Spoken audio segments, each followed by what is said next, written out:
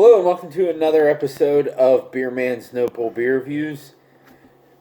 Today I have a beer from a new brewery company that I've not done a review for yet.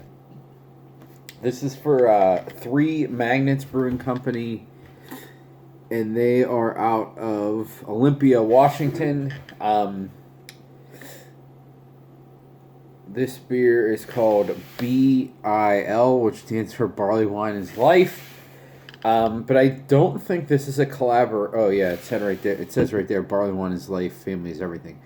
But I don't think that this is a collab with Don't Drink Beer.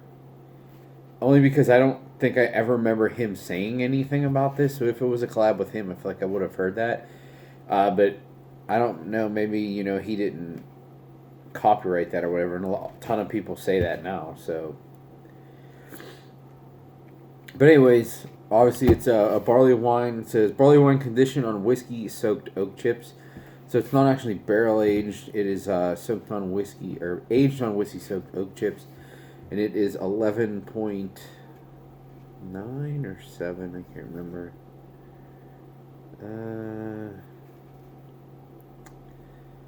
Thought it was on here. Oh well. I think it's 11.7. But yeah, that's it. I don't think I've had anything from this brewery, let alone this specific beer. So, and this was canned on 10/31/17. So this is like 2 years old now, or just about to be 2 years old.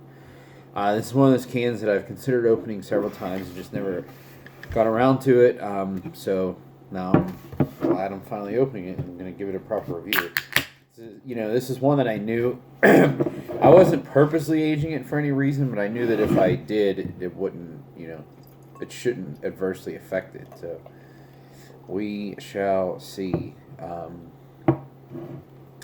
it's definitely not the norm to see a barley wine in pounder cans, but it is what it is. It's a pretty unique thing, I guess. So you can see it's like a cloudy, really nice ruby red, maybe darker like garnet color with a beige fluffy head.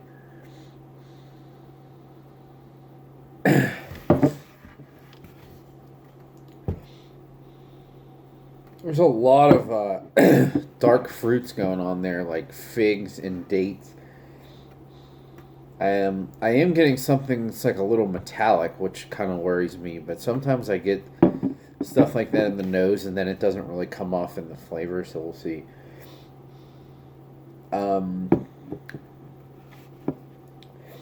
I guess I do get a little bit of like the oaky character, but it's like way in the back. But it definitely smells like a traditional English barley wine. I'm not getting much hop character at all, which is, in my opinion, is a good thing.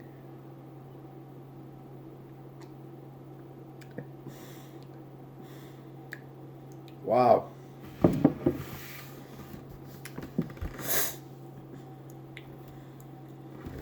That is this really, really nice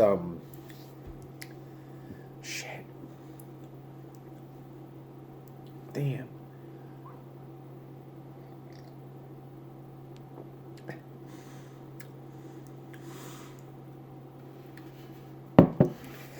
It's really, really nice, like, deep fig taste. This honestly reminds me of,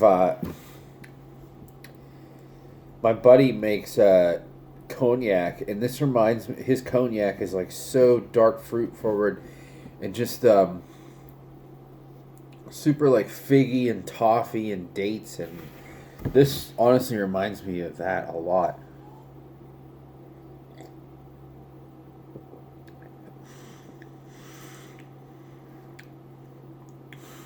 Man, this is a massive beer too. There's a lot of brown sugar. It actually has almost a little bit of a slightly roasty character. I know that's weird for a barley wine. But there, like I said, tons of dark fruit. There's a little bit of like chocolate too. Uh, this is crazy complex. Uh, I mean, you might want to say that this is like half barrel aged because of the oak chips. Uh, but really, I'm not getting much of that at all. So if I exclude that part of it and consider it a non-barrel aged barley wine, this might be the most, maybe not the, but this is one of the most complex non-barrel aged barley wines that I've ever had.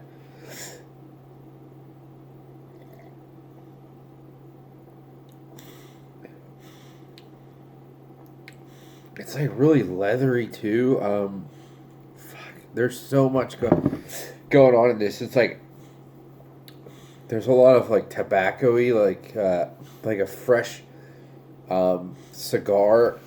What that smells like, that's what this tastes like.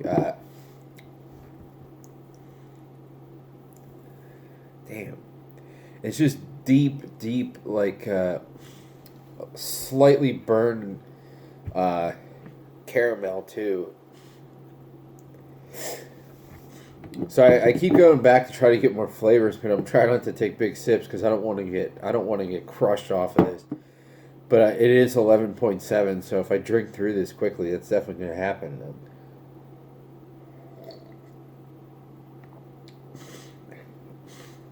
Damn, this is so complex. This is one of those beers, and I will say I like the fact the barley wine in the can because as long as the can was purged correctly when it was filled, the oxidation should take a lot longer than it would in a regular bottle. So I'm all for that. This is one of those beers that you almost regret opening by yourself.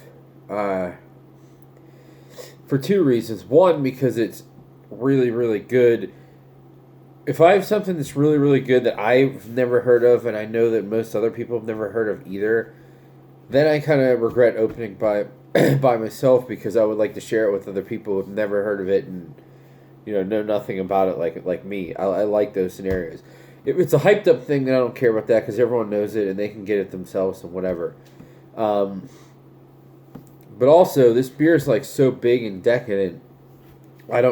Even though I really, really like it, I don't know that I mean, I'll definitely finish this can, but it's going to take me a long time. So I'd like to share it for that reason too. But like I said, I've had this for almost 2 years. I don't remember how I got it. But I know I didn't buy it. It was in some sort of trade or like a bulk trade, or it was an extra, or I won like some sports thing and I got it in the prize boxes. I honestly don't remember, but whoever sent it to me, if you're watching this, I doubt you are, but thank you very much. This is really good. Now I'm going to do some more research to see if this was made more than once. It says Town Series, so that makes me think that this might have been a one-off, which I hope isn't true. But who knows? And this even has like the kid, and I'm guessing it's his dad because it says family is everything on there, which makes me think even more that it's a one-off. But I guess if it was a one-off, or even if it wasn't a one-off, I would like to get more of this batch because this is what's, if I got it fresh, it might not be like this.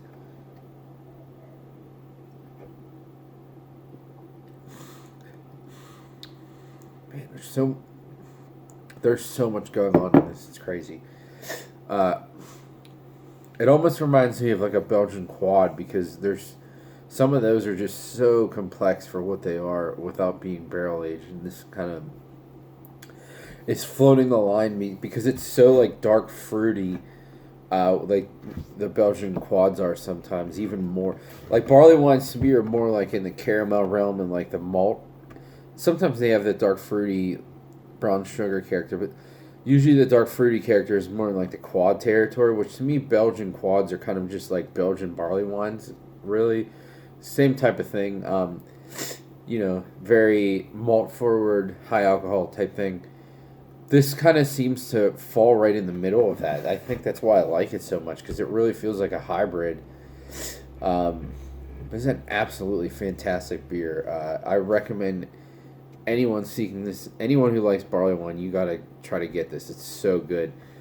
This is one of the best non-barrel aged barley wines I've ever had, for sure. So I think that's all I got on this one. Please like, comment, subscribe. Let me know what you think, and I look forward to doing the next one. Thanks.